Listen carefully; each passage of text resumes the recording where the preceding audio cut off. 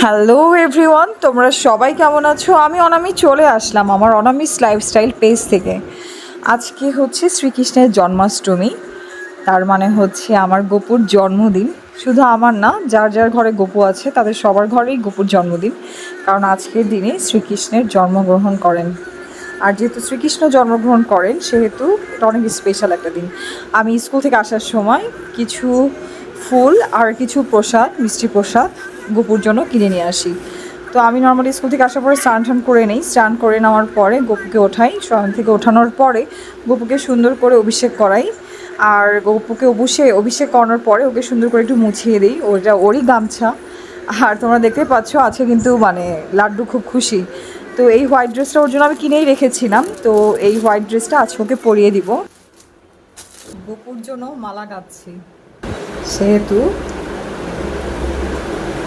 মালা গাচ্ছি। আর গপুকে সুন্দর করে সাজিয়ে গুজিয়ে দিছি। এখন যেহেতু সাজিয়ে গুজিয়ে দিছি সেহেতু মানে কি বলো এটাকে, একবারে দেখাবো, ঠিক আছে? একবারে একটু ডেকোরেশন করে নিয়ে একবারে তোমাদেরকে দেখাবো যে গপুর সুন্দর করে সিংহাসনটা, গপুর ডেকোরেশনটা, সাজানোটা কেমন হয়েছে সেটা হচ্ছে তোমাদেরকে দেখাবো। একবারে আগে হয়ে যাক তারপরে, ঠিক আছে? তোমাদের আজকে কার কি প্ল্যানিং বলো? তোমরা আজকে কে কী করলা, কেমনভাবে কি উদযাপন করতেছো? সকালে তো র্যালি বের হয়েছিল, আর যেহেতু র্যালি বের হয়েছিল র্যালিতে আমি অ্যাটেন্ড করতে পারিনি। আর হচ্ছে দেখি, ভাবছি যে বিকেলবেলা যাব। আর বিকেলবেলা মন্দিরে যাওয়ার পরেও মন্দিরে অনেক অনুষ্ঠান আছে, অভিষেক আছে। তো সেই অভিষেক, তারপর অনুষ্ঠান, সব কিছু সুন্দরভাবে অংশগ্রহণ করতে পারবো বলে মনে হচ্ছে।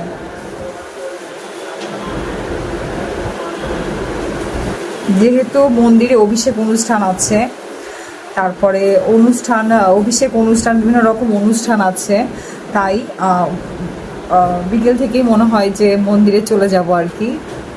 6টা, 6:30 নাগাদ এরকম সময়ের দিকে চলে যাব মন্দিরে। তোমাদের কার কী প্ল্যানিং বলো? তোমরা কে কী করছো, কার কী প্ল্যানিং? আমার তো এই যে সুন্দর করে মালা গাঁথা হয়ে যাচ্ছে। এখন এটা মালায় দিব না ডেকোরেশনের কাজে দিব বুঝতে পারছি না। দেখি এটা একটু প্ল্যানিং করে যেটা বেটার হয় সেটা করব, ঠিক আছে? এই যে মোটামুটি ডেকোরেশন কমপ্লিট। গপুকে আমি ভোগ নিবেদন করে ফেলছি। এই দেখো তোমরা পুরো ডেকোরেশনটা। নর্মালি আমি অনেক কিছু করতে পারিনি, সিম্পলের মধ্যে যতটুকু সুন্দর করে গপুর জন্মদিনটা উদযাপন করা যায় সেই চেষ্টা করেছি। আর আমরা সবাই জানি, যারা আমরা সনাতন ধর্মাবলীরা আছি তাদের জন্য আজকের এই দিনটা অনেক স্পেশাল। তাই আমরা যে যতটুকু যেভাবে পারি সেভাবেই এই দিনটাকে স্পেশালি আমরা উদযাপন করার চেষ্টা করি।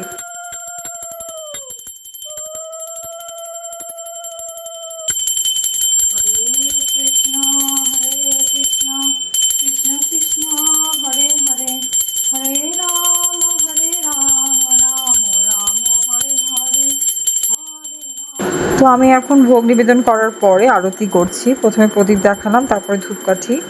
এখন হচ্ছে এই ময়ূরের পুচ্ছ দিয়ে সুন্দর করে যতটুকু পারছি আরতিটা করছি। ভগবানের কাছে প্রার্থনা, ভগবান সবাইকে সুস্থ রাখুক, সবাইকে অনেক ভালো রাখুক। এখন হচ্ছে 6:15 বাজে।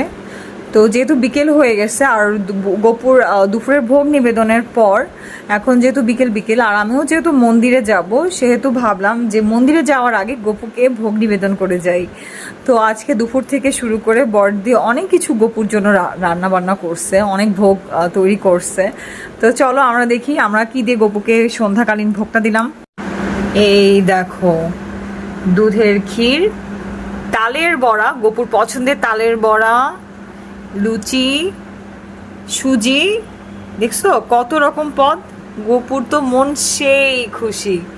এই দেখো একদম স্মাইলি স্মাইলি ফেস, মানে গপুর মনে তো একদম লাড্ডু ফুটতেছে। এমনি করে নাম রাখছি আমি লাড্ডু, লাড্ডুটা আমি এই জন্যই রেখেছি। আর এই এত রকম পদ। আর বর্দি সুন্দর করে আমার জন্য থালায় সুন্দর করে সাজিয়ে রাখছিল। আমি ফ্রেশ হয়ে বর্দির কাছ থেকে সেই থালাটা নিয়ে আসলাম। আর বর্দি প্রত্যেকবারই যে কোনো পূজায়, যে কোনো যাই হোক, সুন্দর করে আমার জন্য থালা সাজায় রাখে। আমি যখন মহাদেবের কাছে যাই তখন বর্দি আমার জন্য খুব সুন্দর করে সব কিছু দিয়ে থালা সাজিয়ে রাখে। ঠিক তেমনি সেই প্রতিবারের মতো এইবারও জন্মাষ্টমীর দিনও বড়দি খুব সুন্দর করে সাজিয়ে রাখছে। আর আসলে আমার বাসায় এই তালের বড়া লুচি এগুলো করা হতো না যদি বড়দি না করতো, বড়দি করছে, এই জন্যই আর কি গপুকেও নিবেদন করতে পারলাম। আর এই জন্য গপু দেখো কত খুশি। সবাইকে জন্মাষ্টমীর অনেক অনেক শুভেচ্ছা। ভগবান সবার মঙ্গল করুক, সবাইকে ভালো রাখুক এবং সবার মনস্কামনা পূর্ণ করুক, ঠিক আছে? তো এখন যেহেতু মন্দিরে যাব, রেডি হতে হবে, তো চলো যাই, টাটা।